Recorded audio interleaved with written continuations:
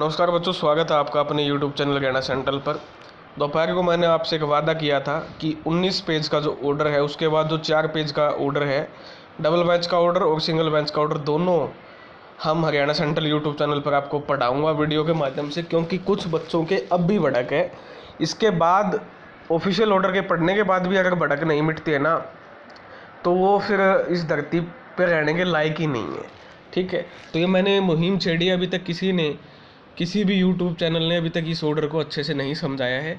किसी को वीडियो देखनी है तो देखना, किसी को नहीं देखनी है तो मत देखना। ठीक है, इसका एक ही मकसद है कि एक्चुअली में केस क्या है, ठीक है, और जो डबल बेंच का ऑर्डर है वो क्या है, उन दोनों को समझना कि मामला क्या चल रहा है। ठीक है, 56 का जो केस का ऑर्डर वो हुआ था, अभी वो ऑर्डर अपलोड नहीं हुआ है उस पर वेबसाइट पे, तो वो भी तीनों को समझा देंगे। ठीक है, 1 सितंबर से पहले। अब इसको स्टार्ट करते हैं। वीडियो लंबी नहीं बनाएंगे इसको, चाहे हमको 10 दिन लगे समझने में, लेकिन इसको पूरे को पढ़ेंगे ताकि हरियाणा के बच्चों का किसी प्रकार का डाउट ना रहे। ठीक है, तो अब आंखें खोल लो मित्रों। ठीक है, बड़े साहब ने मित्रों कहना छोड़ दिया, तो अब हम स्टार्ट करेंगे मित्रों। तो ये देखिए जी, आपके पास है in the high court of Punjab and Haryana at Chandigarh. ये देखिए पहला केस है, केस गिन लेना आप। जो मैं ये ऑफिशियल ऑर्डर है आप सभी को प्रोवाइड करवा दो, ये केस गिन लेना। पहला है राहुल पैटिशनर 1, उसके बाद है नीतीश कुमार का केस 2, उसके बाद है अजय कुमार का केस 3, उसके बाद है संदीप कुमार एंड अदर्स 4। ठीक है भाई, संदीप कुमार वाला हो गया, उसके बाद ये हो गया 4, अजय वाला 5। ठीक है, उसके बाद है प्रवीण एंड अदर 6, उसके बाद अनिल कुमार अदर 7, उसके बाद फिर है प्रवीण कुमार अंदर 8।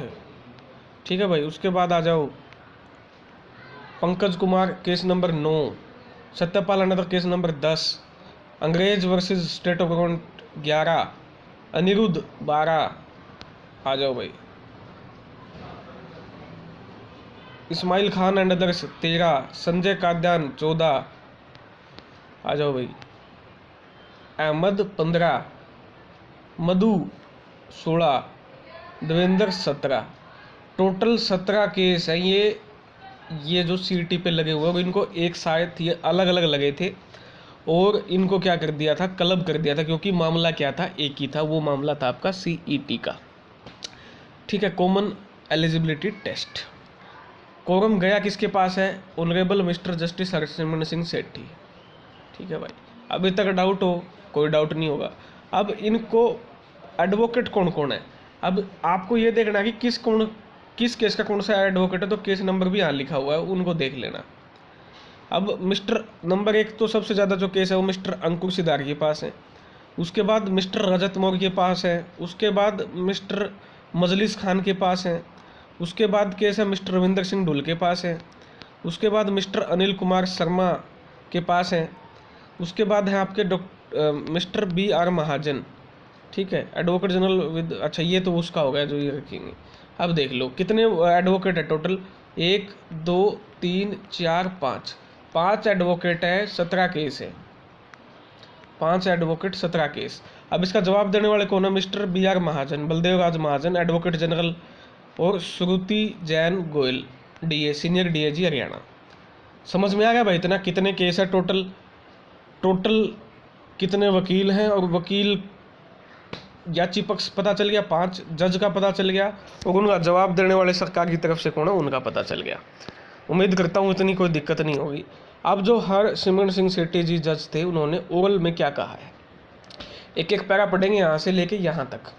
Bye this common order a bunch of writ petition, the detail of which have been given in the heading, are being decided wherein the merit list prepared on the basis of common eligibility test undertaken by the state of Haryana is under challenge, as well as the consequent process undertaken by the respondent state for making appointment to various post of Group C cadre as advertisement 7/3/2023। इसमें स्पष्ट लिखा है कि जो merit list है जो prepare की गई है ऑन द बेसिस ऑफ जो एक टेस्ट लिया था CET, उसको चैलेंज किया गया है।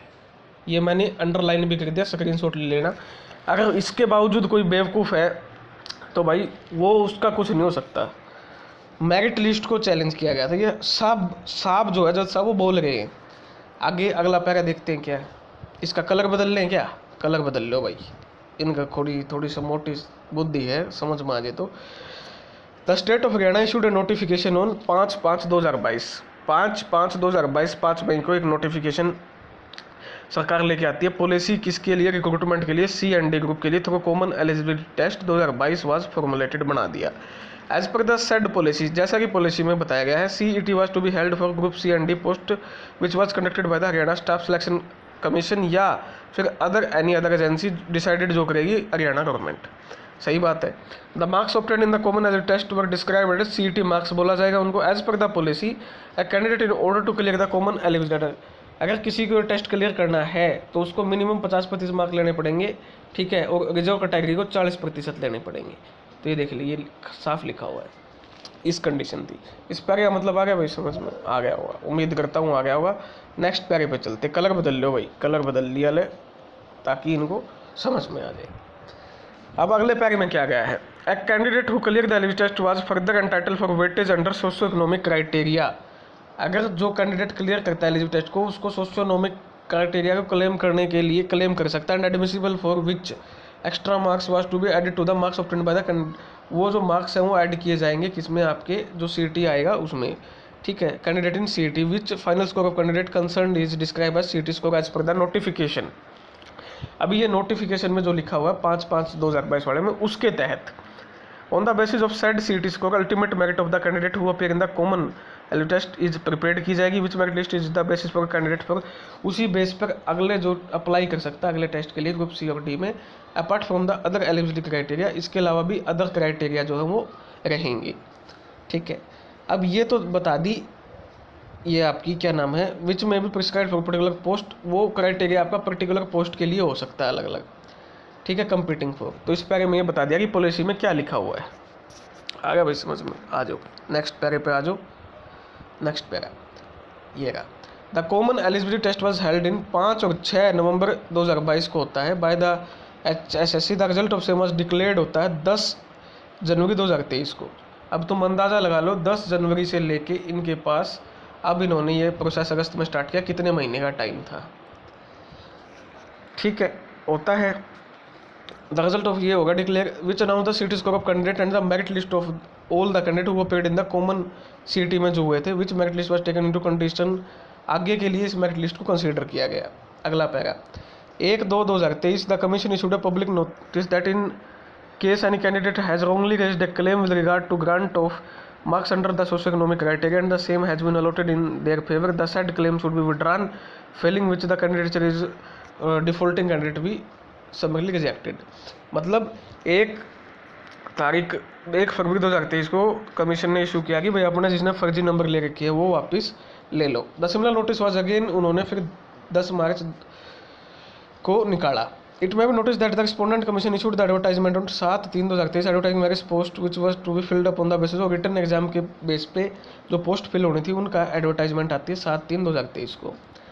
Detail candidate fulfil the required elements, जो फुलफिल करेगा वही इसको आगे बढ़ सकता है। इस पैरे में ये बोला गया है। भाई वीडियो का टाइम भी देख ले कितना हो गया, अभी है अपने पास टाइम, ठीक है भाई। चलिए जी, ये हो गया था, ये हो गया था, आ जाओ। इन दिस सेड एडवर्टाइजमेंट, इस एडवर्टाइजमेंट का है as per the clause 7 the candidate who were to be called for interview were from the merit list बनाई जाएगी as prepared on the basis of CET score of the candidate and the number of candidate to be called for written test to be held for selection in prospect to the advertisement restricted. मतलब जो policy में लिखा गया है उसी के बेस पे बुलाया जाएगा।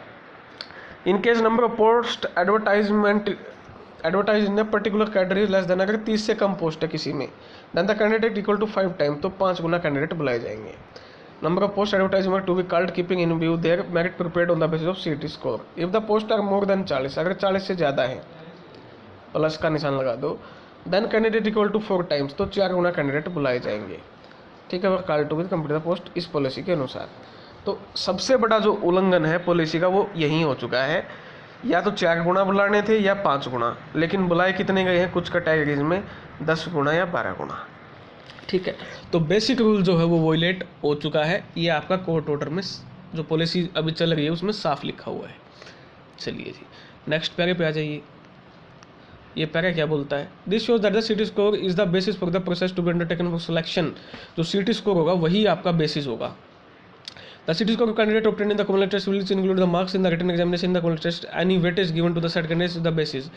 जो दूसरे नंबर लिया उसको कोई वेटेज दी गई है, ठीक है, इस 7/3/2023 के अनुसार। अब ये इस पैरे में क्या गया है ये देख लेते हैं। The merit list prepared on the basis of seats announced by the respondent commission of the candidate who appeared in the common eligibility test was challenged by the candidate before this court by filing. अब ये जो merit list है ये challenge की गई है, case number ये है, इसको स्क्रीनशॉट लेके रख लो कि जो मेरिट लिस्ट वाला केस है ये है।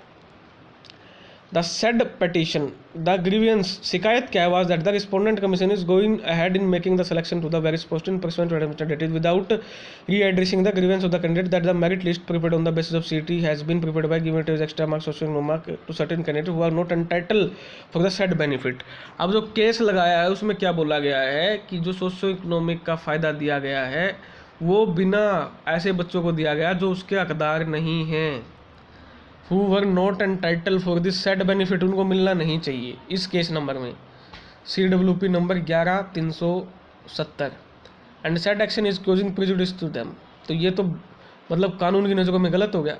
Respondent commissioner took before this court that the commission has taken a serious conscious decision to postpone the written exam which was scheduled to be held on 1/7/2023 in pursuant to the advertisement till the revised order of the community finalized and uploaded।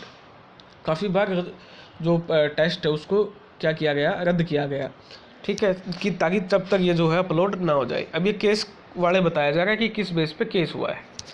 जो कह रहे थे ना कि result को challenge नहीं किया गया है, वो कान खोल के सुन लो, ये रिजल्ट चैलेंज किया गया है इस केस नंबर में, सबूत है ले लो, ठीक है, फिर जड़ बुद्धि बातें करोगे कमेंटों के नीचे, कोई फ़ायदा नहीं उस चीज़ का।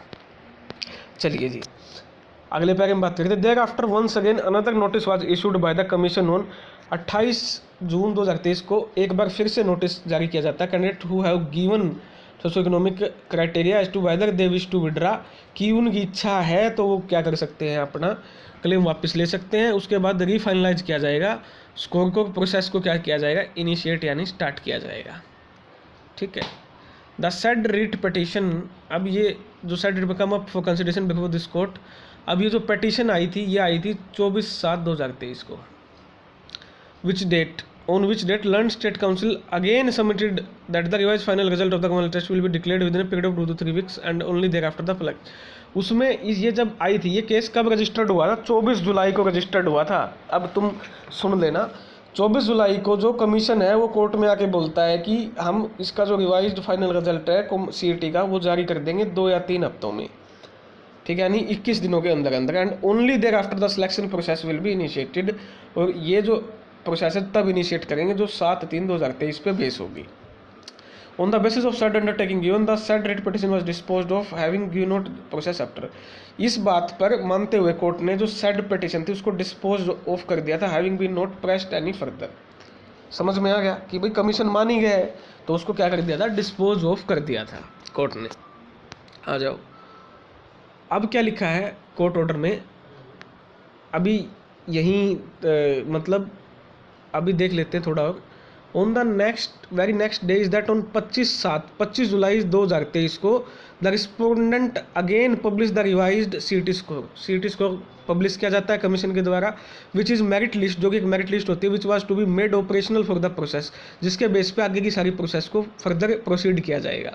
After declaring the revised CET score the respondent fix the date for holding written exam.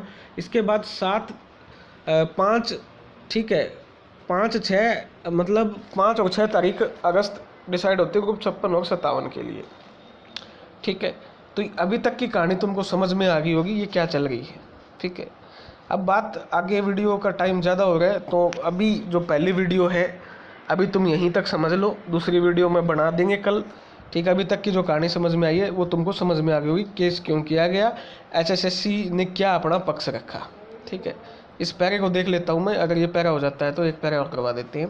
The present petition have been filed raising 2 fold grievances. इसमें 2 गंभीर मसले उठाए गए हैं। पहला, फर्स्टली दैट विदाउट वेरीफाइंग, पहला जो मामला लिख लेना, इसको स्क्रीनशॉट ले लेना, claim of the candidate acquire the award of weightage under the socio economic criteria the CET score has been refinalized vide revised merit list dated, जो 25 जुलाई को रिजल्ट आया है वो बिना सोशो इकोनॉमिक क्राइटेरिया के जो नंबर है उनको वेरीफाई किया है, which is not correct as till the certificate given by the candidate to claim the said benefit are verified by the agency, benefit of the same can not be given as the same is closing project other the candidate. आप ये ऐसा नहीं कर सकते क्योंकि ये दूसरे जो कैंडिडेट है उनका हक मारा है, ये जज बोल रहे हैं। Further the grievance is said that the certain candidate have already withdrawn there claim for the socio economic criteria but in the revised merit list, revise जो मेरिट लिस्ट आई है they still have given the same marks, उनको अभी भी number दिए गए हैं और जिनके बेस पे उनका सीटी स्कोर शो हो रहा है जो कि 25/7/2023 को आया था। Without any application of mind and is not correct in the fact of circumstance of the present case and can not B relied upon on the tract the process selection procedures. तो इसको हम सहन नहीं कर सकते हैं किसी भी हालात में, ये इस पैरे में बोला गया है। ठीक है, दूसरी जो ग्रीवेंस उन्होंने उठाई है इज दैट, यानी जो दूसरा पॉइंट उन्होंने रखा है, even while calling the candidate for written test revise merit is also not being adhered to a certain candidate who have higher marks have not been called, जिनके ज़्यादा नंबर हैं वो आपके बुलाए नहीं गए हैं, whereas the candidate having long scores have been called. ठीक है, ये दूसरा उन्होंने आपका सबूत दिए है। दो बेस पे जो केस है ये लगा है, जो केस नंबर मैंने ऊपर बता दिया था। Keeping in view the advance copy given learn council for the commission appeared, 1 अगस्त को जो है कमीशन पेश होता है कोर्ट में एंड शॉर्ट टाइम, और टाइम मांगता है कंसीडर करने के लिए objection being raised by the petitioner ने जो उन पर सवाल उठाए हैं उसके लिए 1 अगस्त से आके टाइम मांगता है वो कमीशन। कोर्ट ने लिखा है या जज साहब ने लिखा है। ठीक है, merit list being based based on the calling candidate for written test. ठीक है, चलिए जी, हेल्प परफॉर्मेंस एडवर्टाइजमेंट में केस वाज एडजर्न टू, और इसकी 4 अगस्त को सुनवाई आपकी क्या की गई, रखी गई कि भाई सरकार ने मांगा, यानी कमीशन ने मांगा कि हमको टाइम दीजिए। अगर कमीशन ठीक होता तो वो टाइम नहीं मांगता, अभी तक की बात से ये साबित होता है। सारा मैंने यहाँ तक का केस समझा दिया, आगे 8 पेज हो चुके हैं, आगे जो वीडियो में हम हैं आगे की बात करेंगे। अब जो सुनवाई होगी वो 4 अगस्त को तय हुई, इसके बाद की कहानी हम नेक्स्ट उसमें सुनेंगे। ये है सारा ऑफिशियल। ठीक है, अब भी किसी के डाउट है कमेंट सेक्शन आए तो भाई उसका मेरे डाउट क्लियर नहीं हो सकता, भगवान भी उसका डाउट क्लियर नहीं कर सकता। धन्यवाद, ये थी आपके लिए अपडेट। जय हरियाणा, जय भारत।